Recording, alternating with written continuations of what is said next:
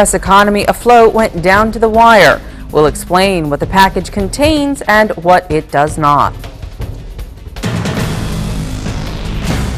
Students from Sandy Hook Elementary School in Connecticut returned to class today, nearly 3 weeks after a gunman massacred 20 fellow students and 6 teachers and administrators.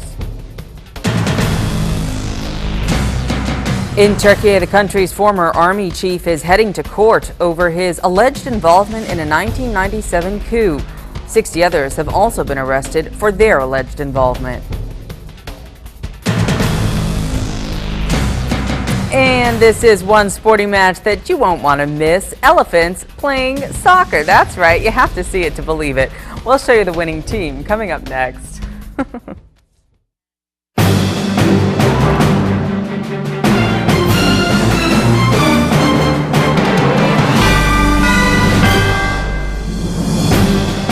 It is now official. President Obama has signed the new tax law that will protect the U.S. economy from going off a fiscal cliff. The president passed the bill late Wednesday night, approving the measure that would tax the wealthiest Americans while protecting the middle class. But he did admit that there is still work to be done. While a new bill achieved President Obama's goal to increase taxes on the wealthy and protect the middle class, he says it didn't come easy. The sum total of all the budget agreements we've reached so far proves that there is a path forward, that it is possible, if we focus not on our politics, but on what's right for the country. And the one thing that I think hopefully in the new year we'll focus on is seeing if we can put a package like this together with a little bit less drama, a little less brinksmanship. House and Senate leaders were able to come together at the last minute, just under the January 1st deadline, avoiding a fiscal cliff that could have created massive spending cuts, layoffs, and a possible recession. While he says this is a step in the right direction, the president admitted that it is in fact just a first step. There will be more deficit reduction as Congress decides what to do about the automatic spending cuts that we have now delayed for 2 months. I want to make this point. As I've demonstrated throughout the past several weeks, I am very open to compromise. Well, after the president did sign off on Congress's moves to avert that fiscal cliff, then Congress itself is getting a bit of a makeover, shifting from the 112th to the 113th Congress, set to be sworn in today. So, joining us live with more on that is Kyle Schmore in Washington. Kyle.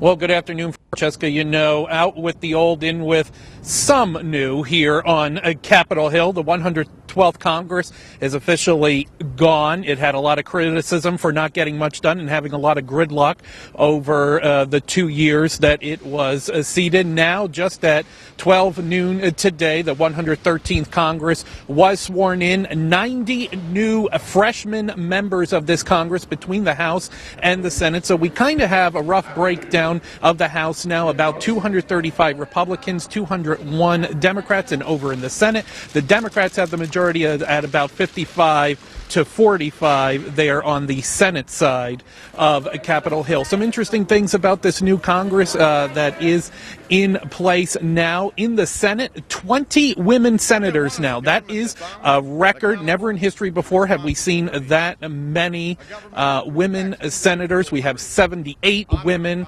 on the opposite side in the House of Representatives. And also among this freshman class coming in here in 2013 is 16 members that are former veterans in Iraq or Afghanistan. So they will be bringing that perspective here to Congress. Of course, they will have a lot ahead of them, not the least of which is going to be a huge debate over the debt ceiling that's going to be coming up the rest of this month into the beginning of February, and then eventually the sequester, those huge spending cuts. Things important to both sides of the aisle that were postponed 2 months with the fiscal cliff deal. That will be coming up in the beginning of March. So suffice to say, they will have a lot to do here on Capitol Hill. 90 new members being welcomed today. Francesca? Yeah, definitely a lot, and some girl power in there. I like that there. Well, Kyle, what about House Speaker John Boehner? He's riled both Republicans and Democrats, and today they're also thinking about whether or not he'll get the boot, right? What are the chances of that happening?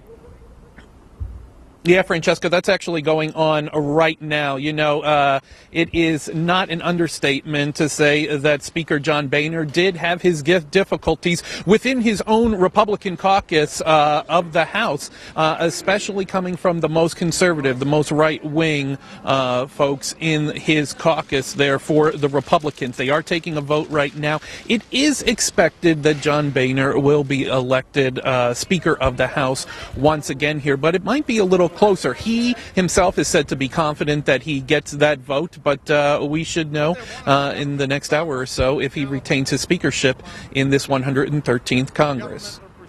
One last question for you, still on the subject of John Boehner and actually Sandy aid. Any idea why they didn't actually take that vote? Because I know we had one local governor here who was none too pleased that they did not. Yeah, absolutely. I think there were a lot of people not pleased that they failed to take action on that. And it was the Speaker of the House who decided not to bring that vote on New Year's Day night, right after they voted on the fiscal cliff. And what we are hearing over the last day or so is that he was a little concerned about people voting on that for more spending right after a lot of Republicans, a lot of people within his own caucus didn't like the spending that was already in the fiscal cliff deal. So he did not bring that. Well, as you said, that created a lot of consternation here by both the lawmakers from New Jersey and the lawmakers from New Jersey and New York, both Republican and Democrat, who went to the Speaker yesterday. What we know right now is that he promised them there will be action before the House tomorrow for about $9 billion worth of flood insurance aid coming from the federal government. And then it is his promise and the leadership's promise that the rest of the $51 billion that is supposed to be going to that Sandy aid will be brought up for a vote by January 15th. That is a promise that's out there on the table, but I can still say a lot of people are unhappy that this hasn't gotten done already. Well, Kyle, I will say that my mother always said, watch what they do, not what they say. All right, Kyle Schmoyer, live in Washington, D.C. Thank you so much. Go ahead. You got it. All right, I guess that's the end of that one. Staying on the Sandy story, House Speaker John Boehner, as we've been talking about, well, he is caving into the pressure to take a vote on allocating that $60 billion in federal aid to the victims of Hurricane Sandy. The vote, which initially, as we mentioned, would have taken place before the end of last year, is set to take place Friday. That's tomorrow. It's been a long week for the House Majority Leader. The motion is adopted without... Late Tuesday, John Boehner helped pass a bill to avoid sending America off of a fiscal cliff. But he seemed to forget about a vote on another important bill, a relief package for the victims of Superstorm Sandy. After promising a vote to approve $60 billion in aid for states damaged by the storm, Boehner canceled the vote and found himself at the center of another storm. Representatives from both sides of the aisle criticized his decision. Perhaps none felt the sting more than New Jersey Governor Chris Christie, who apparently phoned Boehner 4 times on Tuesday night to urge him not to cancel the vote. There's only one group to blame for the continued suffering of these innocent victims: the House Majority and their Speaker, John Boehner. Boehner has since rescheduled the vote for Friday, when House representatives will likely approve a $9 billion down payment. A second vote is scheduled later this month for the remaining $51 billion. You guys regret not bringing up the Sandy legislation? U.S. Secretary of State Hillary Rodham Clinton has been released from a New York hospital where she was being treated for a blood clot in her head. Clinton was flanked by her husband Bill, daughter Chelsea, and security guards. Her doctors say that she has been making steady progress, and they are confident that she will make a full recovery. Clinton says that she's eager to get back to work. A date for her return to the State Department, however, has not yet been set. She had been in the hospital since Sunday, where she was being treated with blood thinners, I should say, to dissolve the clot. Doctors discovered it during a follow-up exam stemming from a concussion that she suffered earlier in December. Well, for the first time since a gunman killed 20 of their classmates, classes resumed today for Sandy Hook Elementary School students, and the Newtown school superintendent said that preparations had been made for a, quote, normal day. With their original school in the U.S. state of Connecticut still being treated as a crime scene, the students are attending classes at a refurbished school in the neighboring town of Monroe, one that law enforcement officers have been guarding. At an open house Wednesday, students received gift boxes with toys inside and shared joyful reunions with teachers. It's been nearly 3 weeks since the December 14th massacre when gunman Adam Lanza killed 20 students and 6 educators. He also killed his mother at the home they shared in Newtown before the school shootings, and then he shot himself. No details regarding any possible motive for the attack have yet been released. Well, family members of 9 of the 12 people killed in the July shooting said that they were asked to attend an evening of remembrance. This is in Colorado, followed by a movie when the Aurora Theater reopens in just a few weeks. We've got the preliminary hearing coming up next week, and we're just trying to live each and every day through the moments that we don't have our loved ones. Well, Jessica Watts, who lost a cousin in that theater shooting, said that watching a film in there where her relative died was just one of the most horrible things that I could do to honor his memory. That's a quote. The theater's owner, Cinemark, announced last month that it would reopen the theater on January 17th. James Holmes is charged with killing 12 people and wounding 70 others during the midnight showing of that movie on July 20th, The Dark Knight Returns. Next Monday, prosecutors will outline their case against Holmes, and then a judge will decide if there is enough evidence to put him on trial. He is being charged with multiple counts of first-degree murder and attempted murder, but has not been asked to enter a plea yet. His lawyers say that he suffers from mental illness. Well, an Indiana hospital has fired 8 employees, including a number of nurses, after they refused to receive a flu shot under a new policy intended to protect patients from the potentially deadly illness. The health and safety of our patients is our top priority. It has to be. You know, people are entrusted to us to make sure that they get healthy. All right, well, the folks over there at Goshen Hospital, officials announced in September that flu shots would no longer be optional for staff, affiliated physicians, volunteers, and vendors. One fired nurse says that she could not get a flu shot because it would have gone against her religious beliefs, which she describes as non-denominational Christian. The hospital, however, says that it did make exceptions for religious purposes.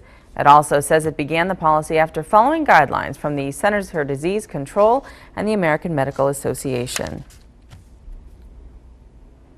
Well, a 6-member salvage team has been lowered onto an oil rig that ran aground in Alaska to help prevent environmental damage that might come through spillage of contaminants on board. The team spent 3 hours on board the oil giant Shell's Kuluk mobile drilling unit Wednesday after an improvement in weather conditions, which had previously prevented any such operation since the rig's grounding on New Year's Eve. A Coast Guard helicopter also delivered an emergency towing system to be used during salvage operations.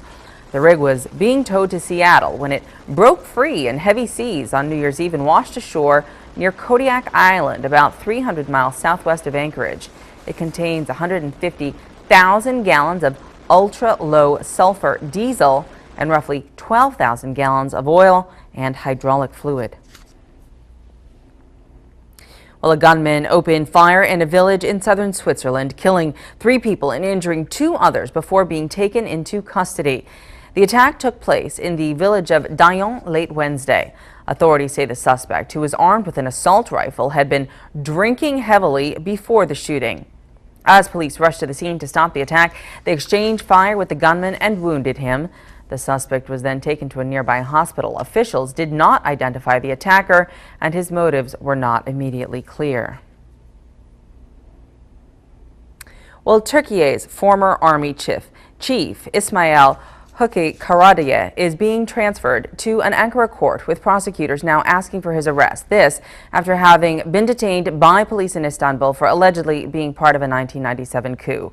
On February 28th of 97, the Turkish military forced the coalition government, led by the now defunct Conservative Welfare Party, out of power, citing allegedly rising religious fundamentalism in the country. The February coup introduced a series of severe restrictions on religious life, including an unofficial but widely practiced ban on the use of headscarves by women. Around 60 other people have also been arrested on charges relating to that coup. To nearby Syria now, airstrikes continued across the country today as President Bashar al-Assad military stepped up its assault on areas that surround the nation's capital.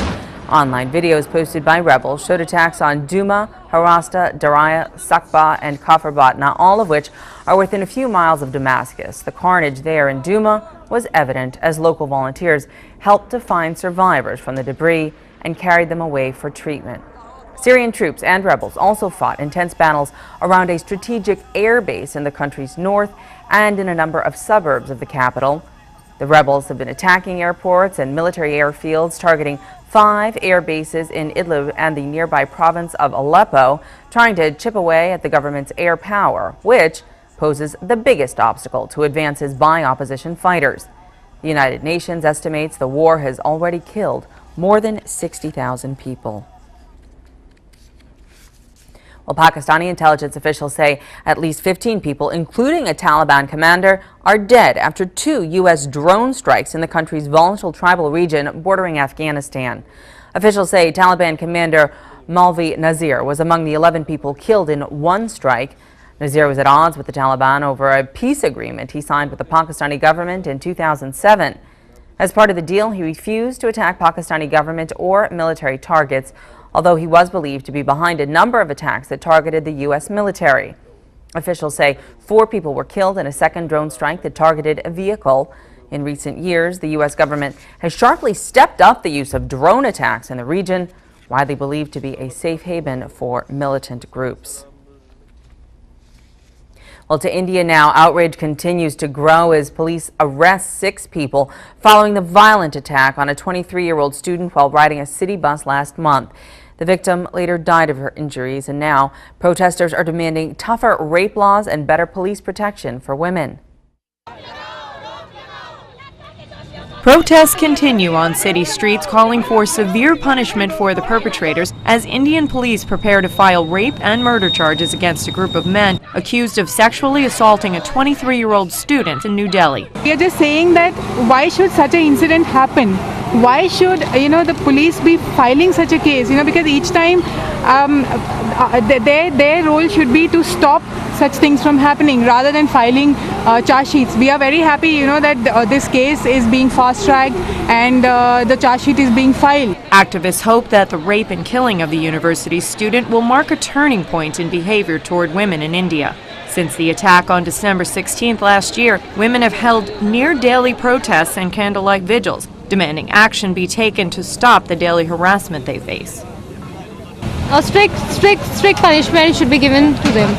A very strict punishment that all men of India should be aware that they are not going to treat the women like the way they treated her. Meanwhile, the Indian Bar Association says its lawyers will not defend the 6 suspects due to the horrible nature of the crime, though the court is expected to appoint attorneys to defend them. The crime committed by them is very heinous, and as a mark of our respect to the girl victim and as a message that we want to send to the society that we want our city to be safe, and such criminals will not get representation from our side. That is the thought process that has gone in the Bar Association's mind to take the present decision. Well, scientists are helping to unlock the clues to addictive behavior. New studies show that it is possible to predict which smokers will find it hardest to kick the habit and which will succeed in doing so. Connections in the brain and in the way we behave are the best cues, they say, on how to crack the habit. Lighting up can cause heart disease, cancer, and gum disease, yet millions around the world still smoke. UK clinical psychologist Professor Jane Powell believes it's possible to predict which smokers will be able to give up the habit and which are inclined to fall within the first week. She's focused her studies on brain injuries and addiction. Powell and her team recruited 145 smokers and asked 2/3 of them to give up. The people who were most impulsive in the early stages of smoking abstinence were the people who found it most difficult to remain abstinent. So they were more likely than other people to have relapsed by a week. So one possibility is identifying the people who are most impulsive. The team worked on the assumption that smoking causes adaptations in pathways in the brain. This leads to changes in the way we are motivated to behave in all sorts of ways. People who use substances or engage in a variety of addictive behaviours tend to be quite impulsive. They're not very good at imposing the brakes, rational controls on the things they do. That's a keynote of addiction, really. Powell and her team argue that it's possible to test for the most addictive personalities. They are the types least likely to think through their actions. Ultimately, one thing the scientists can't help with is the determination and desire to quit in the first place. Interesting. Well, Swaziland in South Africa supports itself through farming, but one small glass blowing workshop is changing the way the world sees Swaziland craft. World-class glassware is being fashioned entirely from recycled glass. Born out of a Swedish aid project, Niwenya Glass showcases the talents of Swaziland's glass blowers. It is almost impossible to work with pure recycled glass, but no one told the artisans at Niwenya, so they just went ahead and did it. Glass is hot and it's cooling down so quickly, so you have got a limited time to work on something. And then glass is liquid and it's flowing, you just have to follow it and listen to it. When it calls the shots, it demands, so you just have to listen to that, what it says. Niwenya's intricate glass products have become known for their unique color and luminescent texture. So amazing, the details that they have in their glass, and even the different types of colors sometimes in some of their glass work. So I'm very impressed every time I come here. The recipe for the glass includes 1 part Coca-Cola bottles to 2 parts clear glass, but it's all recycled. Women collect bottles, glasses, old jam jars from landfills around the small country. We consider our staff as our own community. We're always going to try and uplift our staff, which then, if you look at the social sort of structure of a traditional Swazi family, it's a very extended family. Niwenya's products range from their trademark ornaments to round-bottomed sailing glasses for yachts, and has become internationally known and well-respected. The fact that we are handmade and recycled, there's very little chance of us becoming a pure production line product. We're always going to be limited by volume, and I think that adds a value to our product. It is not just something that you press a button and create a range.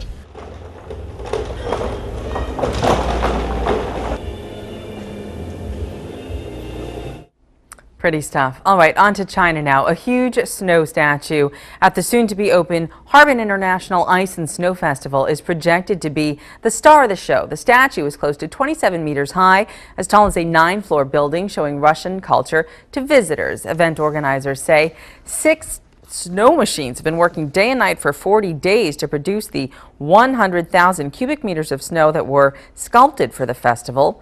The snow produced by those machines, they say, is perfect for sculpting, saying the figures will stay together even in the sunshine or in the wind. Wow, look at that. The festival opens January 5th and lasts for a month. Quite a sight to see.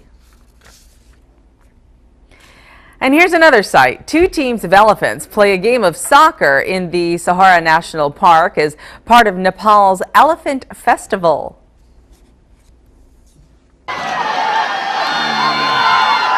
The World Cup it's not, but these elephants still know how to score. Players enthralled crowds in Nepal's 9th International Elephant Festival soccer final. And even though the animals have riders, the skilled footwork is all theirs, says one of the team's sponsors. People will get the message all over the world that an animal that is very difficult to train is playing soccer for the entertainment of the people. That's why we participate every year, and it is very successful for us. The festival tries to raise awareness for conservation in the area, and the 3-day event included an elephant race and an elephant beauty contest. But the real attraction for sponsor Kist Bank was that its team gave the opposition a trumpeting with a 6-0 victory in the final.